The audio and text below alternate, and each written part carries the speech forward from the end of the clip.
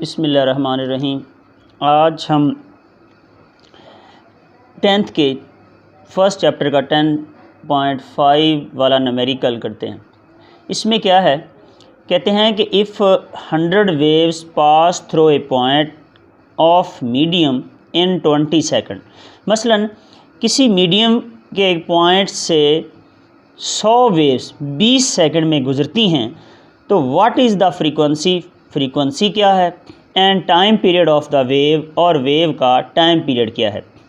If it is wave length is 6 centimetre, इसकी wave length दी हुई है लैम्डा 6 सेंटीमीटर है। कैलकुलेट द वेव स्पीड, यहाँ वेव स्पीड मालूम करनी है।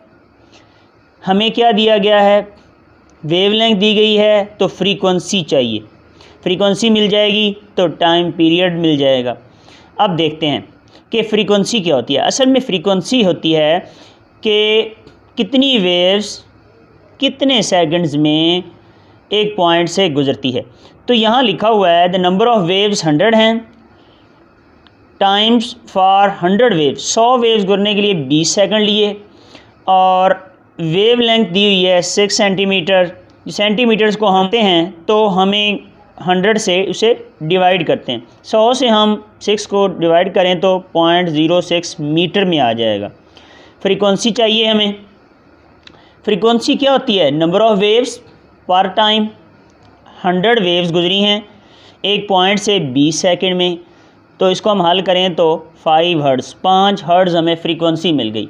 जैसे हमें फ्रीक्वेंसी 5 हर्ट्ज़ मिल गई तो हमें पता है टाइम पीरियड होता है रेसिप्रोकल और फ्रीक्वेंसी 1/f। फ्रीक्वेंसी हमें 5 मिली है, 1/5, तो ये होता है 0.2 सेकंड। हमें टाइम पीरियड भी मिल गया, फ्रीक्वेंसी भी मिल गई। अब हमें चाहिए स्पीड। तो हमें पता है कि वेव स्पीड होती है v = f लैम्डा। तो f की वैल्यू तो 5 हमें यहाँ से मिली, और लैम्डा ऑलरेडी हमने ऊपर ये देखें मीटर्स में निकाला हुआ है, तो वैल्यू इसकी हमने ऐड कर दी। 5 को 0.06 से मल्टीप्लाई करें तो हमें स्पीड मिलती है 0.3 मीटर पर सेकंड। लो जी, ये वाला हल हो गया। अब नेक्स्ट देखते हैं 10.6। इसमें क्या कह रहे हैं कि कहते हैं कि एक वुडन बार, एक लकड़ी की बार है, वाइब्रेटिंग कर रही है इनटू वाटर सरफेस, पानी की सतह में, in a triple tank, has a frequency of 12 hertz. Frequency 12 hertz है। The resulting wave has a wavelength of 3 centimetre, lambda 3 centimetre है। What is the speed of the wave.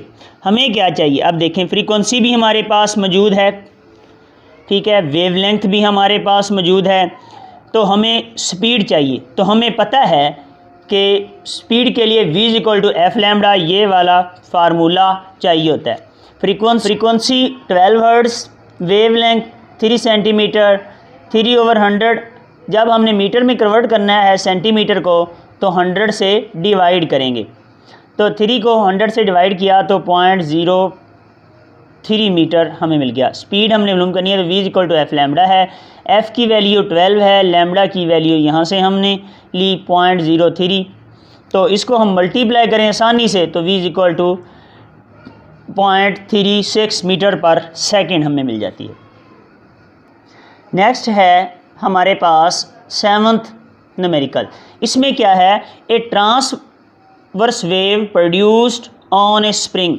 किसी भी spring पर एक ट्रांसवर्स वेव प्रोड्यूस होती है, has a frequency of 190 hertz, यानी कि फ्रीक्वेंसी हमें 190 हर्ट्ज़ दी गई है, and travels along length of spring. Spring की लेंथ है 90 मीटर इन 0.5 सेकंड। टाइम हमें दिया गया है 5 सेकंड।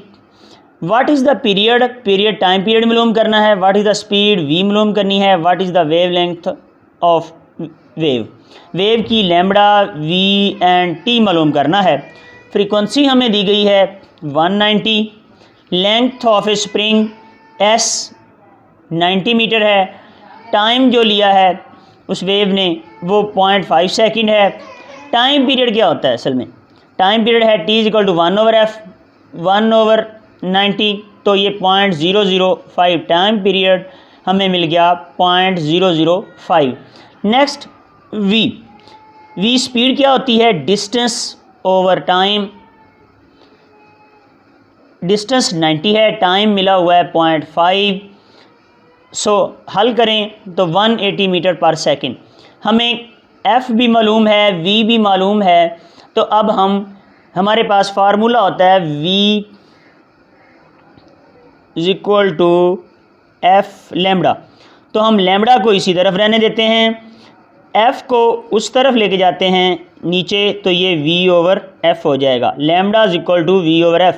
वी की वैल्यू हमने यहाँ से ली 180, एफ़ की वैल्यू हम ऑलरेडी जानते हैं ऊपर यहाँ, तो ये ऐड कर दी। इसको सॉल्व किया हमने तो 0.947 metre, lambda is equal to 0.95 metre हमें मिल गया।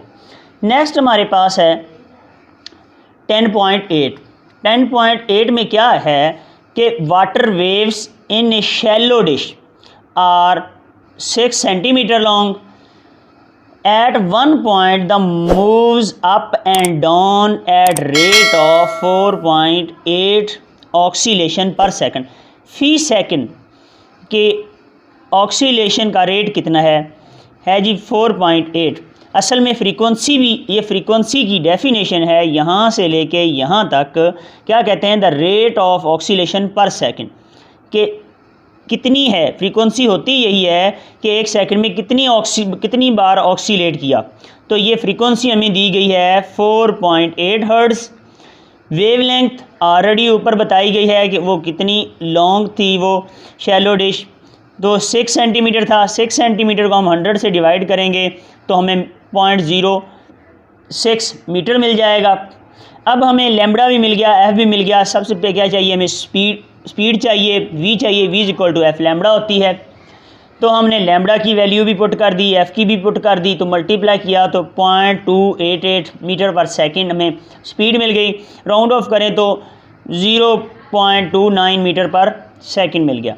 अब हमने टाइम पीरियड मालूम करना है, तो t is equal to f 1/f होता है, तो 1/f एफ़ की वैल्यू 4.8 हमें दी गई है। 1 से 4.8 को हम डिवाइड करें तो हमें 0.208 मिल जाता है। राउंड ऑफ करें तो 0.21 सेकंड मिल जाता है। नेक्स्ट है हमारे पास 10.9। कहते हैं कि at one end of a ripple tank के एक एंड पर 80 सेंटीमीटर अक्रॉस है, तो डिस्टेंस है 80 सेंटीमीटर एस, और 5 hertz vibrator produce wave whose wavelength is 40 millimetre. Find the time, वक़्त मालूम करें, टाइम मालूम करें। Waves need to cross the tank, एक टैंक को क्रॉस करने के लिए कितना वक़्त दरकार है। लेंथ ऑफ रिपल एस दिया गया है 80 सेंटीमीटर, 80/100। 100 हमने मीटर में चेंज करने के लिए 80 को डिवाइड किया, सेंटीमीटर में था, तो ये 0.080 हमें मिल गया। अब फ्रीक्वेंसी हमें दी गई है, यहाँ फ्रीक्वेंसी 5 हर्ट्ज़ है।